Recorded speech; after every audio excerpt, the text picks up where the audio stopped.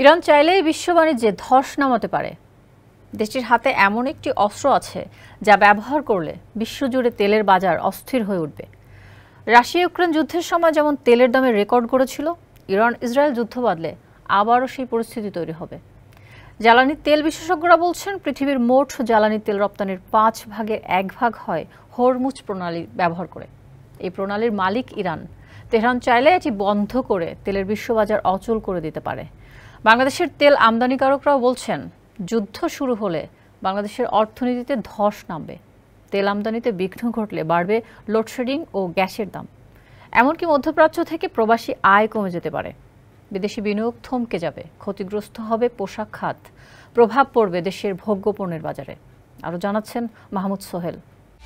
একমাত্র ওয়ালটন এসি দিচ্ছে 1 বছরের রিপ্লেসমেন্ট গ্যারান্টি এবং কম্প্রেসরের 10 বছরের গ্যারান্টি। জ্বালানি তেল আমদানিকারকরা বলছেন, হরমুজ প্রণালীর মাধ্যমে মধ্যপ্রাচ্য থেকে তেল যায় এশিয়া, ইউরোপ, উত্তর আমেরিকা সহ বিশ্বের বিভিন্ন স্থানে। হরমুজ প্রণালীর একদিকে আছে আরব দেশগুলো, অন্য পাশে ইরান, কিন্তু এটির মালিকানা ইরানের। পৃথিবীর মোট জ্বালানি তেল আমদানির 5 ভাগের 1 ভাগ পরিচালিত হয় হরমুজ প্রণালী দিয়ে। বাংলাদেশের অর্থনীতিবিদরা বলছেন, এটি বন্ধ হয়ে গেলে পণ্য রপ্তানিতে মারাত্মক সমস্যায় পড়বে দেশ। চলাচল করতে পারবে না বাংলাদেশি পতাকাবাহী জাহাজ। ভিন্ন সামুদ্রিক রুটে জ্বালানি আমদানিতে বাড়বে ব্যয়। আমদানি বিঘ্ন হলে সংকটে পড়বে দেশ, বেড়ে যাবে নিত্যপণ্যের দাম। এমন পরিস্থিতিতে জ্বালানি খাতে প্রভাব পড়ার আগেই বিকল্প খোঁজা হচ্ছে বলে আগাম সতর্কতার কথা জানিয়েছেন বাণিজ্য প্রতিমন্ত্রী আহসানুল ইসলাম টিটু। মঙ্গলবার ঢাকা রিপোর্টার্স ইউনিটি আয়োজিত এক মতবিনিময় সভায় তিনি একথা বলেন। বাংলাদেশের জাহাজ মালিকরা বলছেন, গাজা যুদ্ধের প্রভাবে হুতিদের কারণে লোহিত সাগর এখনও অনিরাপদ। হরমুজ প্রণালীও ঝুঁকিপূর্ণ হয়ে গেলে তখন আফ্রিকা ঘুরে গন্তব্যে পৌঁছাতে হবে বাণিজ্যিক জাহাজগুলোকে। এতে পরিবহন ব্যয় ও সময় বাড়বে।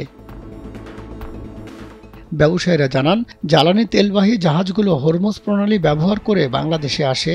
কাতার থেকে এলএনজি গ্যাসও আমদানি হয় হরমুজ প্রণালী হয়ে। বাংলাদেশ ফ্রেইট ফরওয়ার্ডস অ্যাসোসিয়েশনের ভাইস প্রেসিডেন্ট খায়রুল আলম সুজন কালবেলাকে বলেন, যুদ্ধ শুরু হলে ভিন্ন পথে কেউ জ্বালানি আমদানিতে জাহাজ পরিচালনার সাহস দেখাবে না। বিকেএমইএর সহসভাপতি রাকিবুল আলম চৌধুরী কালবেলাকে বলেন, যুদ্ধ যেখানেই লাগুক সারা বিশ্বেই এর প্রভাব পড়বে, বাংলাদেশেও ক্ষতিগ্রস্ত হবে। রপ্তানিমুখী শিল্প পোশাক খাতেও আঘাত আসবে। মাহমুদ সোহেল, কালবেলা।